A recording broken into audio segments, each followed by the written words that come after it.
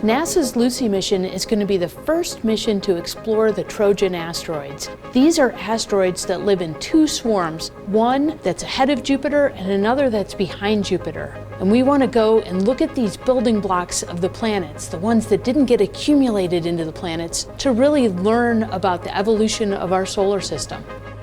Lagrange points are these stable regions of space. They're around pretty much every planet in the solar system. Jupiter, by virtue of being the largest planet in the solar system, it also has the biggest Lagrange points. And these are little stable reservoirs where asteroids get in, but they never come out. In reality, what we have is sort of a snapshot of what the solar system looked like billions of years ago.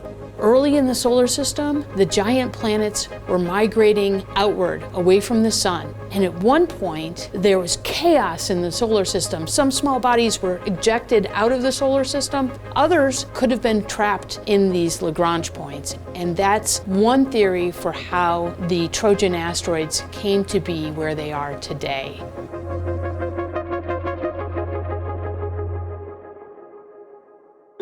My job as a mission architect here at Lockheed Martin, it's very interesting, and it sort of encompasses the biggest picture of the mission. What is the trajectory? What sort of propulsion do you need to fly that trajectory?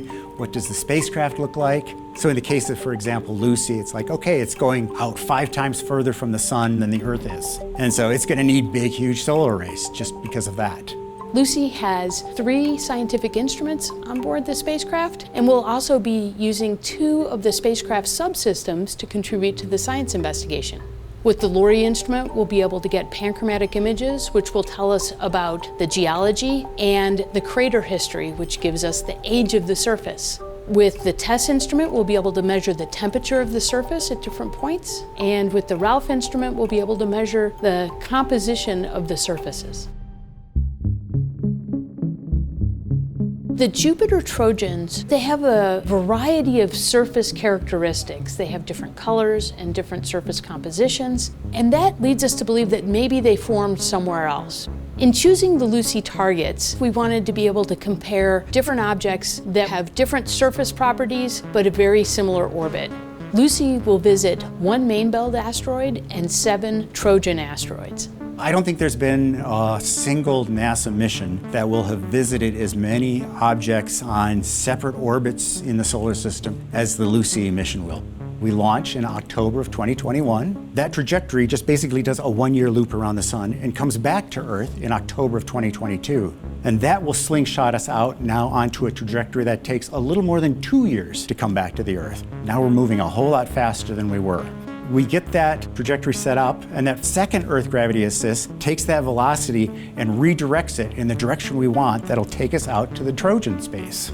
On our way out to the L4 swarm of the Trojans, we're going to visit a main belt asteroid. That main belt asteroid is named Donald Johanson, after the discoverer of the Lucy fossil. We named the Lucy mission in honor of the Lucy fossil because we learned so much about hominid development and evolution from that fossil, just like we're going to learn about the solar system evolution from the Lucy mission.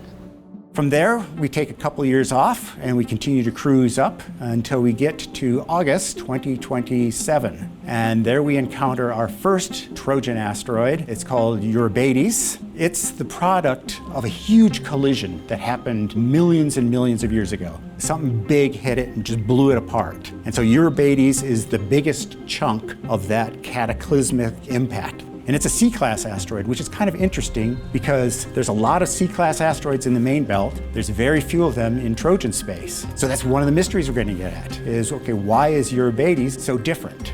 As we've studied it and tried to refine its orbit, we've discovered it's got a little moon. And so we're going to try to get pictures of that too as we fly by.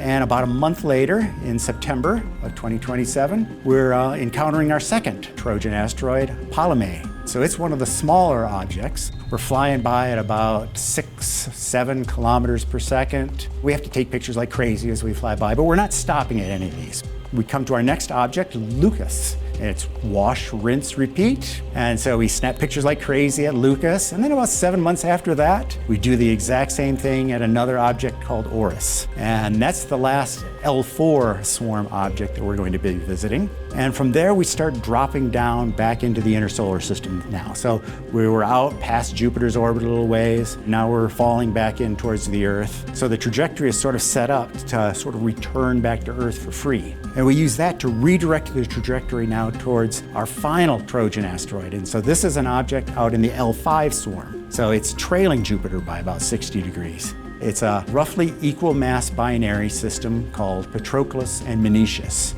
You can imagine it's sort of like this dumbbell in space. So imagine a great big dumbbell spinning around, but there's no bar there. It's just the objects orbiting each other. It's a very rare thing to find in the inner solar system. However, if you look out past the orbit of Pluto, equal mass binaries are kind of common out there. Another clue is like, okay, are these objects in the Trojan swarm, are they maybe related to the Kuiper Belt objects out there past Jupiter? And if they are, this will be amazing. We can go and visit Kuiper Belt objects by just going out to Jupiter. We really have never seen Trojan asteroids up close before, and we want to understand their geology. Look at the craters on the surface to understand the history of their surfaces, understand the composition of their surfaces so that we can maybe learn something about where they formed. And all of those will be clues to help us understand how the solar system evolved.